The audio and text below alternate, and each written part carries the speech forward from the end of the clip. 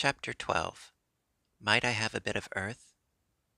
Mary ran so fast that she was rather out of breath when she reached her room. Her hair was ruffled on her forehead, and her cheeks were bright pink. Her dinner was waiting on the table, and Martha was waiting near it. "Tha's a bit late," she said. "Where has tha been?" "I've seen Dickon," said Mary. "I've seen Dickon." "I knew he'd come," said Martha exultantly. "How does thee like him?" "I think I think he's beautiful," said Mary in a determined voice. Martha looked rather taken aback, but she looked pleased too. "Well," she said, "he's the best lad as ever was born, but us never thought he was handsome. His nose turns up too much." "I like it to turn up," said Mary. "And his eyes is so round," said Martha, a trifle doubtful, "though they're a nice color." "I like them round," said Mary, "and they are exactly the color of the sky over the moor." Martha beamed with satisfaction. "Mother says he made 'em that color with always lookin' up at the birds and the clouds. But he has got a big mouth, hasn't he now?" "I love his big mouth," said Mary obstinately. "I wish mine were just like it." Martha chuckled delightedly. "It'd look rare and funny in thy bit of a face," she said, "but I knowed it would be that way when thou saw him. How did thou like the seeds and the garden tools?" "How did you know he brought them?" asked Mary. I never thought of him not bringing 'em. He'd be sure to bring 'em if they was in Yorkshire. He's such a trusty lad." Mary was afraid that she might begin to ask difficult questions, but she did not. She was very much interested in the seeds and gardening tools, and there was only one moment when Mary was frightened. This was when she began to ask where the flowers were to be planted. "Who did thou ask about it?" she inquired. "I haven't asked anybody yet," said Mary, hesitating. "Well, I wouldn't ask the head gardener. He's too grand, Mr. Roach is." "I've never seen him," said Mary. "I've only seen under gardeners and Ben Weatherstaff." "If I was you, I'd ask Ben Weatherstaff," advised Martha. "He's not half as bad as he looks, for all he's so crabbed. Mr. Craven lets him do what he likes, because he was here when Mrs. Craven was alive, and he used to make her laugh. She liked him. Perhaps he'd find you a corner somewhere out of the way." "If it was out of the way and no one wanted it, no one could mind my having it, could they?" Mary said anxiously. "There wouldn't be no reason," answered Martha. "You wouldn't do no harm." Mary ate her dinner as quickly as she could, and when she rose from the table she was going to run to her room to put on her hat again, but Martha stopped her. "I've got something to tell you," she said. "I thought I'd let you eat your dinner first. Mr. Craven came back this mornin', and I think he wants to see you." Mary turned quite pale. "Oh," she said. "Why? Why? He didn't want to see me when I came. I heard Pitcher say he didn't." "Well," explained Martha, "Mrs. Medlock says it's because of mother. She was walkin' to Thwaite Village and she met him. She never spoke to him before, but Mrs. Craven had been to our cottage 2 or 3 times. He'd forgot, but mother hadn't, and she made bold to stop him. I don't know what she said to him about you, but she said somethin' as put him in the mind to see you before he goes away again tomorrow." "Oh!" cried Mary. "Is he going away tomorrow? I am so glad." "He's goin' for a long time. He mayn't come back until autumn or winter. He's going to travel in foreign places. He's always doing it." "Oh, I'm so glad," said Mary thankfully. If he did not come back until winter, or even autumn, there would be time to watch the secret garden come alive. Even if he found out then and took it away from her, she would have had that much at least. "When do you think he will want to see—" She did not finish the sentence because the door opened and Mrs. Medlock walked in. She had on her best black dress and cap, and her collar was fastened with a large brooch with a picture of a man's face on it. It was a colored photograph of Mr. Medlock who had died years ago, and she always wore it when she was dressed up. She looked nervous and excited. "Your hair's rough," she said quickly. "Go and brush it. Martha, help her to slip on her best dress. Mr. Craven sent me to bring her to him in his study." All the pink left Mary's cheeks. Her heart began to thump, and she felt herself changing into a stiff, plain, silent child again. She did not even answer Mrs. Medlock, but turned and walked into her bedroom, followed by Martha. She said nothing while her dress was changed and her hair brushed, and after she was quite tidy, she followed Mrs. Medlock down the corridors in silence. What was there for her to say? She was obliged to go and see Mr. Craven, and he would not like her, and she would not like him. She knew what he would think of her. She was taken to a part of the house she had not been into before. At last, Mrs. Medlock knocked at a door, and when someone said, "Come in," they entered the room together. A man was sitting in an armchair before the fire, and Mrs. Medlock spoke to him. "This is Miss Mary, sir," she said. "You can go and leave her here. I will ring for you when I want you to take her away," said Mr. Craven. When she went out and closed the door, Mary could only stand waiting, a plain little thing, twisting her thin hands together. She could see that the man in the chair was not so much a hunchback as a man with high, rather crooked shoulders, and he had black hair streaked with white. He turned his head over his high shoulders and spoke to her. "Come here," he said. Mary went to him. He was not ugly. His face would have been handsome if it had not been so miserable.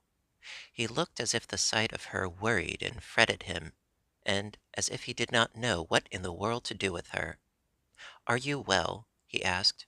"Yes," answered Mary. "Do they take good care of you?" "Yes." He rubbed his forehead fretfully as he looked her over. "You are very thin," he said. "I am getting fatter," Mary answered in what she knew was her stiffest way. What an unhappy face he had! His black eyes seemed as if they scarcely saw her, as if they were seeing something else, and he could hardly keep his thoughts upon her. "I forgot you," he said. "How could I remember you? I intended to send you a governess or a nurse or someone of that sort, but I forgot." "Please," began Mary. "Please," and then the lump in her throat choked her. "What do you want to say?" he inquired. "I am I am too big for a nurse," said Mary, "and please, please don't make me have a governess yet." He rubbed his forehead again and stared at her. "That was what the Sowerby woman said," he muttered absent-mindedly. Then Mary gathered a scrap of courage. "Is she Martha's mother?" she stammered. "Yes, I think so," he replied. "She knows about children," said Mary. "She has 12. She knows." He seemed to rouse himself. "What do you want to do?" "I want to play out of doors," Mary answered, hoping that her voice did not tremble. "I never liked it in India. It makes me hungry here, and I am getting fatter." He was watching her. "Mrs. Sowerby said that it would do you good. Perhaps it will," he said. "She thought you had better get stronger before you had a governess." "It makes me feel strong when I play and the wind comes over the moor," argued Mary. "Where do you play?" he asked next. "Everywhere," gasped Mary. "Mary's mother sent me a skipping rope. I skip and run, and I look about to see if things are beginning to stick up out of the earth. I don't do any harm." "Don't look so frightened," he said in a worried voice. "You could not do any harm, a child like you. You may do what you like." Mary put a hand up to her throat because she was afraid he might see the excited lump which she felt jump into it. She came a step nearer to him. "May I?"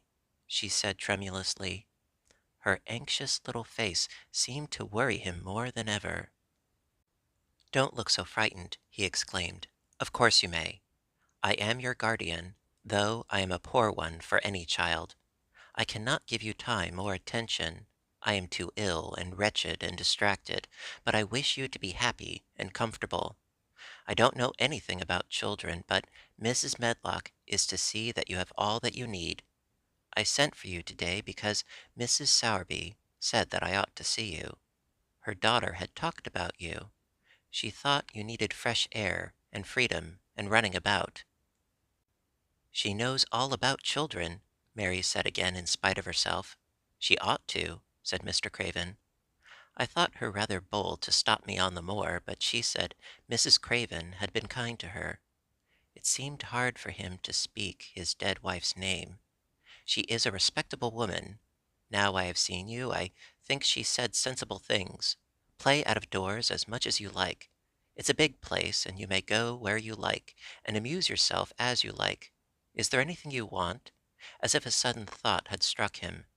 "Do you want toys, books, dolls?" "Might I," quavered Mary, "might I have a bit of earth?" In her eagerness, she did not realize how queer the words would sound, and that they were not the ones she had meant to say. Mr. Craven looked quite startled. "Earth?" he repeated. "What do you mean?"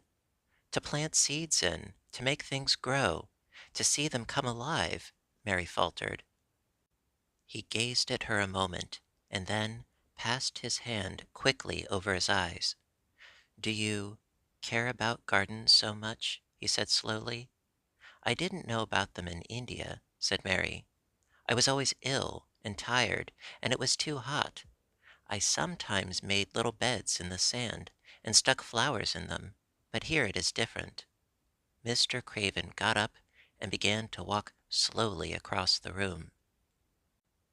"A bit of earth," he said to himself, and Mary thought that somehow she must have reminded him of something.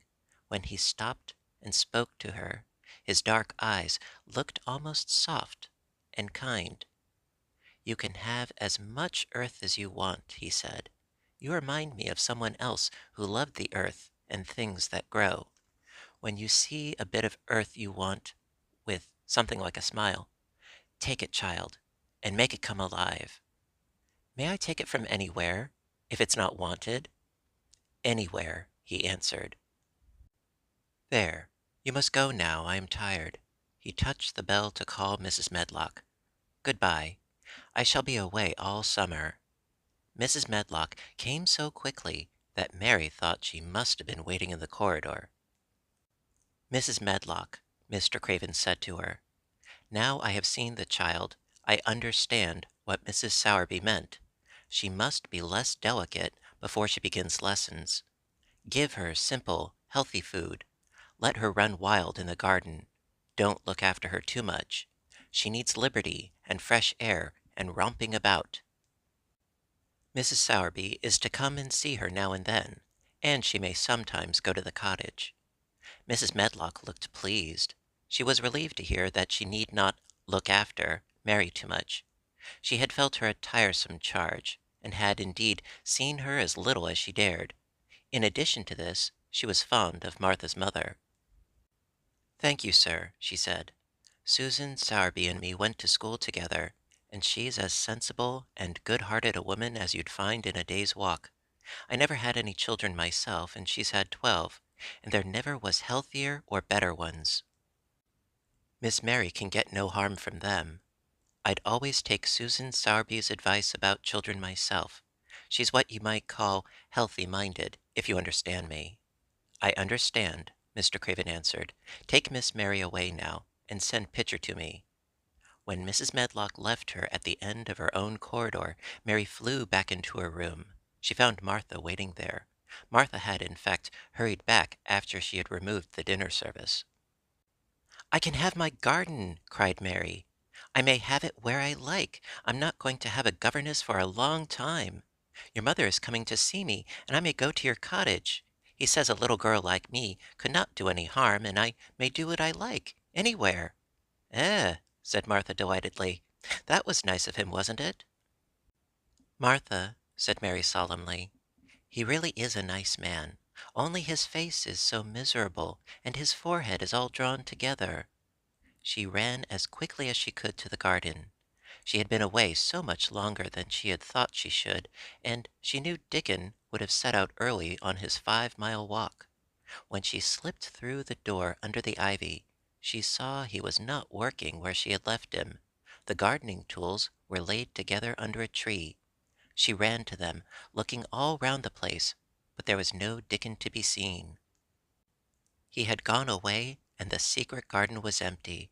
except for the robin who had just flown across the wall and sat on a standard rosebush watching her. "He's gone," she said woefully. "Oh, was he, was he only a wood fairy?" Something white fastened to the standard rosebush caught her eye. It was a piece of paper. In fact, it was a piece of the letter she had printed for Martha to send to Dickon. It was fastened on the bush with a long thorn, and in a minute she knew Dickon had left it there. There were some roughly printed letters on it, and a sort of picture. At first she could not tell what it was. Then she saw it was meant for a nest with a bird sitting on it.